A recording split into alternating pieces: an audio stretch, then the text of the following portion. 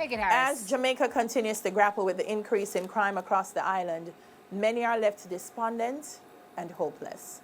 Joining us this morning to speak about healing from the trauma is counseling psychologist at Family Life Ministries, Andre Allen Casey. Morning, Andre.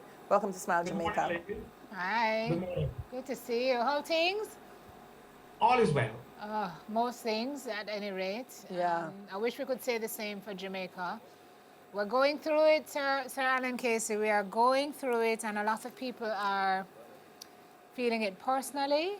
It seems to be moving closer and closer to all of us on a daily basis. If it's not COVID, it's violent crime, it's all traumatic.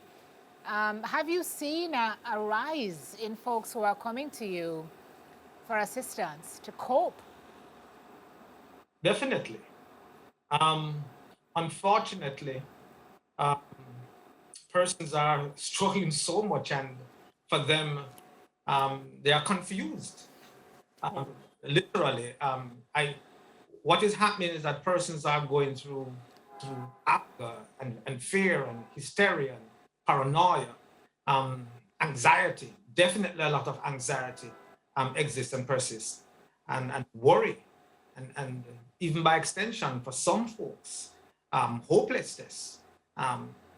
To by and large, even for some folks, they even feel like they've left that there isn't a need for them to live, because to what end? Why am I going to struggle and put everything together, and at the end of the day, it is taken away from me? Yeah. And it was not necessary. Yeah. That part of the anger, it was uncalled for, and I didn't get a chance to live out my dreams or my expectations, or to fulfill my role in taking care of my family. Wow. Yeah. You know, when we talk about trauma, Andre, it's not just the people who directly experience it. I mean, yesterday I was talking to Neville, and he had his phone in his hand, and every time he did this, there was another headline about someone being murdered, and I could tell that by the time he got to the third one, he really was literally traumatized by the idea of so many people. So I feel like as a nation, we are experiencing trauma without even knowing it.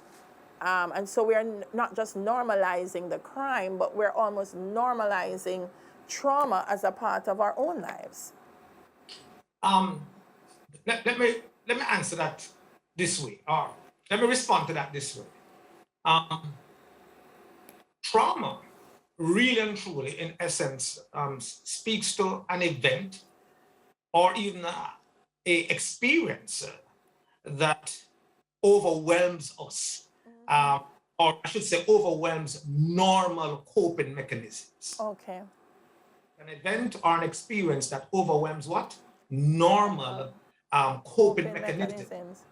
So with that in mind, I do believe for quite a number of Jamaicans, our pain threshold has changed. And that's why it feels like it has been normalized, because our pain threshold has changed. And why so? Because we have been bombarded on a consistent basis. Where ugliness continue to exist, and crudeness, and not caring for folks, and not being forgiving, and not showing love or compassion. And so as a result of that, what we have been exposed to over and over is cruelty. And one way for us then to almost manage it is to expect it. And it is almost as if to say, we chicken Mary Hartland here.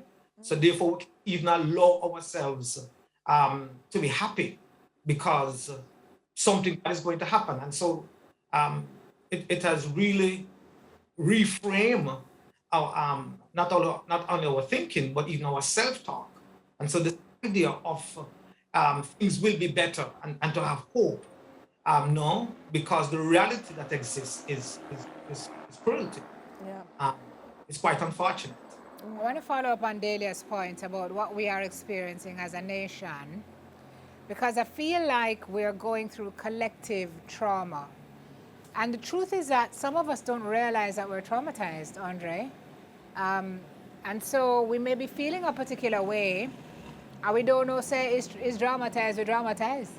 You know, anxiety, all sorts of emotional. It could be, you know, you either very worked up or you're way too laid back and plugged out. So for those of us who can't really self-assess, to know that we are being very impacted by this noise that's all around us of 65-year-old elderly. I don't want to say 65 and elderly in the same sentence, because I know many 65-year-olds who are, I would not put elderly in front of their names, but the way people are losing their lives. We heard one story yesterday, a whole family gone in Clarendon, again last week, and the manner that we're hearing about these, you hear them and chills run down your spine. You're absorbing and you don't even know. How do we know we're carrying this baggage of trauma? And how do we break it down to know that we're experiencing it? And then what do we do to try to manage or to cope with it? Okay, so let me quickly answer both questions. The, how do you recognize it is the fact that we have become desensitized to it. So the same thing that used to, you know, Shock us. so to speak, you know, no longer. It doesn't affect us in the same way anymore, or we almost don't care, or have a laissez-faire mindset and attitude towards life and living. Why? Because again, for many folks, we're kind of just waiting to see what's going to happen to me. It's me next. I can't even go anywhere, because if I go somewhere, get caught up in drive-by shooting. Yes. I can't be one. So when I leave my workplace, I'm just heading home. So if you find that you are even fearful of your own life and living, even when there isn't any danger around you, chances are that should be a red flag to say that I am possibly traumatized. So interesting. But to answer the other part of the question now, which I think is very critical and would most definitely need to leave our listeners with some hope. and that is to say that I do believe that the first thing we need to look at is to fight the urge, if I can use that word, of allowing a bad situation or even a bad experience to define us.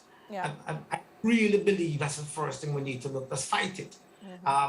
We have to say, no, I'm not going to become a statistics. I'm not going to be afraid of living. I'm not going to be afraid of sharing my heart. I'm not going to be afraid of having conversation with people. Just fight it, because if you don't, you're going to become a statistic. You're going to come and see me. Yeah. What are some of the things, Andre, and I know there are a lot of things, but within the time frame that we have, what are some of the things that we can do to change that mindset? I know some people get up, them read them daily bread. Some people have devotion. What are some of the things, even employers who are watching, people in communities, that as a nation, we're collectively traumatized, collectively, how can we come together now and change the way we feel? Premature disappointments, don't embalm them. Yeah. We have to give ourselves a chance to live, to survive. So premature disappointments, don't embalm them. Stop talking about, stop re-engaging or even ruminating on your pain. If every day you get up and you hear something ugly, you better finish it with something good, even for your own self. Yes. So we're not saying that, so we're not recognizing the truth and the facts that are out there. We're not hiding behind anything. But I'm saying you have to give yourself hope.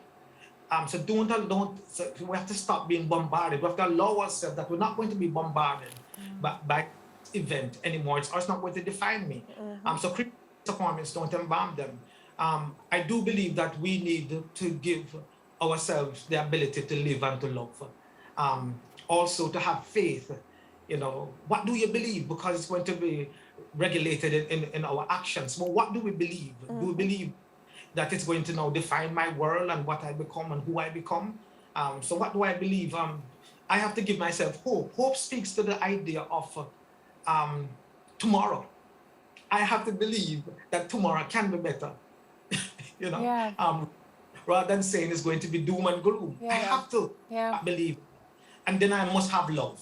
And love speaks to the idea of the kind of relationship that we're going to have with people in spite of how we are treated. Boy, Andre, we're getting the wrap up. Boy, I wish we could talk to you longer. But at the core of everything you're saying is your mind and your mindset. You have to decide to love, you have to decide to hope, you have to curate your space, and you have to decide that you're going to cremate your disappointments and not embalm them. I think that's my key takeaway for this morning, among several other really noteworthy things you've said. Thank you so much, as always, for the great advice and the great insights that you gave. We appreciate you. Thank you for stopping in this morning. Awesome. All right, Andre, always great talking to you. Counseling psychologist, Andre Allen Casey.